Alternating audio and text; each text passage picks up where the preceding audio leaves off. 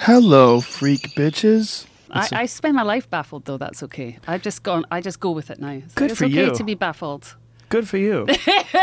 That is a good way to approach it. Yeah, I mean, well, it's made me happier, I'll tell you that. It's definitely happier than trying to control everything. I know a lot of people that go down that rabbit hole. That's not a good rabbit hole to go down. No, but I think controlling things it's fear-driven, right? Sure. Yeah, definitely. A lot of it. I think I'm too old to be fearful, I think. Really? A wee bit, yeah. Yeah? But you're like see, there's a certain thing that happens to people in show business when they get to a certain age. Either they feel like it's slipping away or they feel comfortable. You seem like a comfortable person. Yeah, I'm a comfortable person. Well, kind of. Kind of? Yeah. What's uncomfortable? I'm uncomfortable about a lot of things. Let's get into it. You got there already, Joe. Yeah, man, that's impressive. You're fast. I lower your guard by giving you something really beneath me first. And I see. And then you come in like and just you don't even know it's quick coming. blow to the left side of the head. No, I'm uncomfortable about a lot of things, but I hear what you're saying, and yeah, I feel like maybe if you feel like you've failed and then you've stepped back up, then you either crumble and you can't build your life back up, or you find a place to stand and you build your career again on your own terms, and then it is comfortable. Is that what you're saying? Like that's I'm saying. Where you're at? That's what I'm saying. But you never failed. I felt I did. You know? Really? How? Yeah. Well, you know, we in the 90s were so much a sort of pop cultural zeitgeist, I guess. Right. You know, and that can't last forever.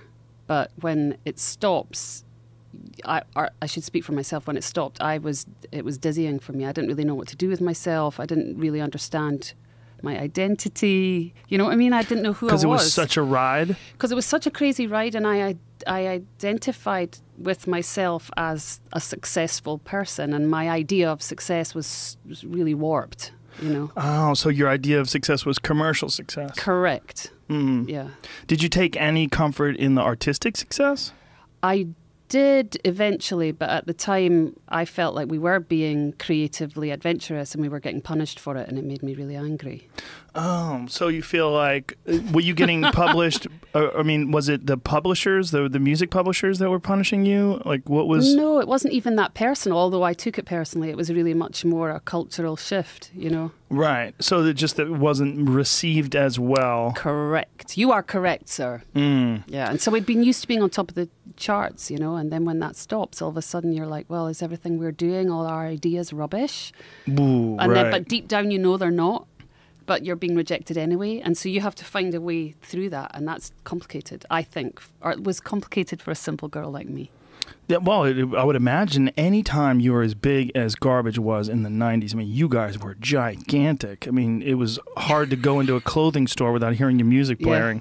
Yeah. You know? It was mad. It really was mad, yeah. I'm a huge fan. I love you guys. Oh, thank you. So it's kind of weird sitting across from you. But it's we'll quite get past nice, though, that. isn't it? It is. It is nice. I'm enjoying myself. You seem to be. Yeah. But, like... I would imagine that, like, as big as you guys were, you either stay that big and then you become a crazy person. You're probably better off, like, doing what you did, like taking our artistic chances, settling in, and then doing what you're doing now, being more comfortable.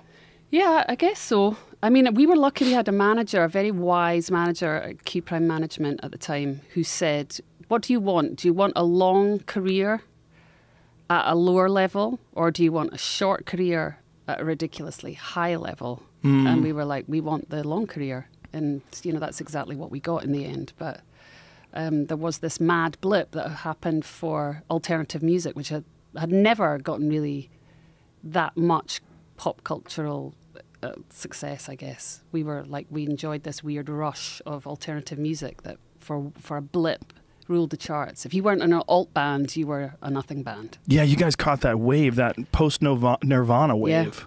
Yeah. That's really what it was, right? Yeah. Yeah, I would love to talk to Chris Cornell. Like, remember when Chris Cornell did those pop music songs?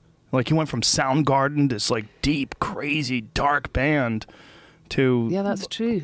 Like, weird poppy music. Yeah, sort of softer, and... I'm sure he was just trying to figure out a way to survive, like we all do, you know? And And it's complicated for anybody with a career, yourself included. You know, you have to like adapt and figure out, well, okay, where do I step to now? Yeah. It's weird. Well, I think ultimately what you got to figure out is, what do you like? Yeah. And But it's hard to know what you like sometimes, no? Sure, because if you don't like something but it's super successful for Exactly. you, then you might keep doing that. That's very confusing. Yes, Yeah. Shirley. My goodness, we're getting God, Joe, deep here. Yeah.